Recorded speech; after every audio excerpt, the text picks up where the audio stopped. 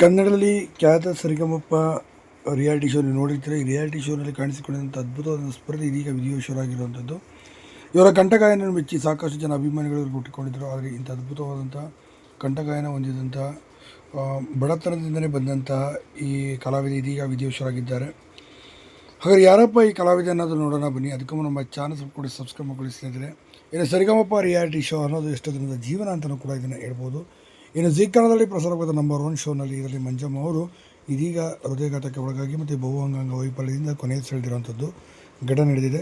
ಅತಿ ಚಿಕ್ಕ ವಯಸ್ಸಿನಲ್ಲಿ ಇದೀಗ ಕೊನೆಯ ಸೆಳೆದಿದ್ದಾರೆ. ಹುಟ್ಟುತ್ತಾನೆ ಕಣ್ಣು ಕಳೆದುಕೊಂಡಂಥ ರತ್ನಮ್ಮ, ಗೌರಮ್ಮ ಮತ್ತು ಮಂಜಮ್ಮ ಅವರು ಸದ್ಯ ಬೀದಿಯಲ್ಲಿ ಭಿಕ್ಷೆ ಬೇಡಿಕೊಂಡು ಜೀವನವನ್ನು ಮಾಡುತ್ತಾ ಯಾರೋ ಕಣ್ಣಿಗೆ ಬಿದ್ದು ಸೋಷಿಯಲ್ ಮೀಡಿಯಾದಲ್ಲಿ ವೈರಲ್ ಆಗಿ ಜೀ ಕನ್ನಡಕ್ಕೆ ಬಂದು ಅಲ್ಲಿ ಆಡಿ ಎಲ್ಲರ ಮನಸ್ಸನ್ನು ಗೆದ್ದಂಥ ಮಂಜಮ್ಮ ಮತ್ತು ರತ್ನಮ್ಮ ಅವರು ಇಲ್ಲಿ ಇದು ಮಾಡಿದರು. ಸದ್ಯ ಈಗ ಖಾಸಗಿ ಆಸ್ಪತ್ರೆ, ಸರ್ಕಾರಿ ಆಸ್ಪತ್ರೆಗಳು ಚಿಕಿತ್ಸೆ ಪಡೆಯುತ್ತಿದ್ದರು. ಚಿಕಿತ್ಸೆ ಫಲಕಾರಿಯಾಗಿ ಇಂದು ಕೊನೆ ಸೇರಿದ್ದಾರೆ. ರತ್ನಮ್ಮ ಅವರು ಒಂಟಿಯಾಗಿದ್ದಾರೆ. ಕೆಲವೇ ದಿನಗಳ ಹಿಂದೆ ತಾನೇ ಗೌರಮ್ಮ ಅವರು ಸಹ ತೀರಿ ಹೋಗಿದ್ದರು.